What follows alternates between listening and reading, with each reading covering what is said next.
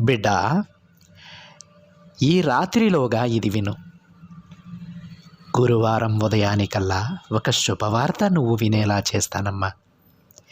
నిర్లక్ష్యం చేయకుండా వెంటనే విను తల్లి అని బాబాగారు అంటూ ఉన్నారండి. ఈరోజు బాబాగారు మనకిచ్చినటువంటి ఈ సందేశాన్ని వినడం ద్వారా గురువారం ఉదయానికల్లా మనం ఏదైతే కోరుకుంటూ ఉన్నామో అలాంటి శుభవార్త వినేలా బాబాగారు ఆశీర్వదిస్తానని చెబుతూ ఉన్నారు. అంటే మనకేదైనా సమస్య ఉంటే దానికి పరిష్కారం ఈ గురువారం లోపల బాబాగారు మనకు అందిస్తారు.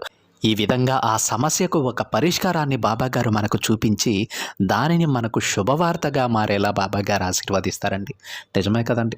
మనం ఎన్నో రోజుల నుంచి ఎన్నో సంవత్సరాల నుంచి కూడా కొన్ని సమస్యలతో బాధపడుతూ ఉంటాం. అది ఈ విధంగా ఈ దారిలో వెళ్తే ఆ సమస్య తీరుతుంది అని మనకు తెలిసినప్పుడు, మనకు ఒక పరిష్కార మార్గం మనకు తెలిసినప్పుడు అంతకు మించిన శుభవార్త ఇంకేముంటుందండి. అది